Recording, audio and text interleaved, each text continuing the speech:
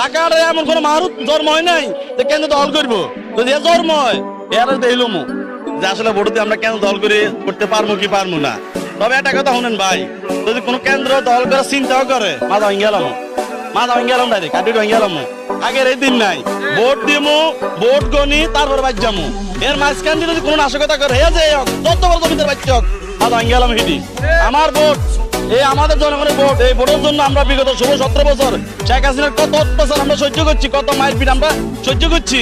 এখন তো যে আমগো ভোট লয়ে হলাই যায়, ভোট লইয়া ভোট মাইরে দিব, আবার কেন দল করবো, মাথা ভেঙে গেলাম। যতদিন মাথা না ভাঙবো খালি পিটামো। জমিদার কোন জমিদার যদি না জমিদার দিতে দেয় বাইরে তুলে আমরা ডাইরেক্ট। টাকা এমন কোন মারুত জন্ম হয় নাই যে কেন দল করবো, যদি জন্ম হয় এর দেখলাম খালি ঠিকানা দিবেন। যদি আমরা কোনোভাবে গোয়েন্দা ভাবে তথ্য পাই যে টাকার মধ্যে কোনো একটা আসন মানে দখল করার চিন্তা আপনার চলতে আছে, খালি আরে কইবেন, আমরা কইবেন এই জনগণের সাথে লই যাই, বুয়া মুরব্বী লই যাই, হলাইন লই যাই, এর ঘরে এর ইট ঝুলালাম ডাইরেক্ট, কোনো কথা নাই। দাদাবাজ থাকবো না এলাকার মধ্যে, ভোট সব থাকবো না। এই ভোটের জন্য আমার বাইরে রক্ত দিছে, জান দিছে, লাগলে আরো মরমু, তারপরে মাগার কোনো বছরকে আমরা এই দেশে রাখবো না। যদি ভোট চুরি করে, যদি কোনো জমিদারের বাচ্চা জমিদারি দেখায়, বাড়ি তুলে আমরা ডাইরেক্ট, কোনো কথা নাই। জমিদার আছে যারা ভোট চুরি করে, যারা চান্দাবাজি করে বলা গেছে, যার আগে ফকিনের বলা ছিল, যারা বাইশে টাকার মধ্যে আইসা এখন 1000 কোটি টাকার মালিক, এ জমিদার বাচ্চা, যে বড় বড় কথা কয়, এরা জমিদার বাচ্চা, যারা ভোট চুরি করছে, যার আগে সরে চলা ছিল, দুর্নীতি কয়েকবার চ্যাম্পিয়ন হয়েছে, হে হইলো ভোটচোর, হে হইলো জমিদার বাচ্চা, শয়তানের বাচ্চা, হে আবার হুমকি দেয়, হুমকি দিলে বন্ধু হলে ঘরের কি করেন এখন।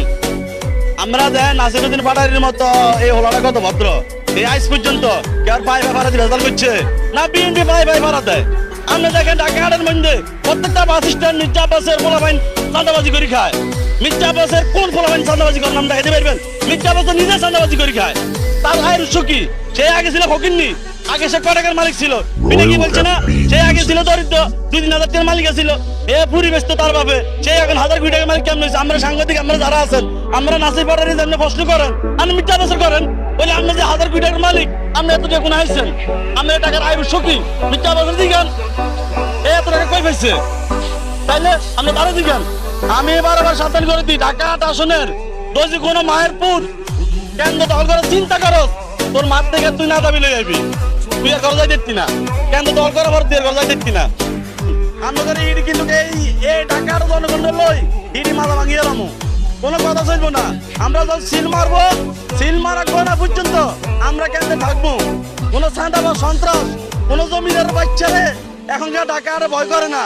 অনেকে জমিদার দাবি করে, এরা একটা সময় আসলে ফকিরনি, একটা সময় এদের বাপ মারা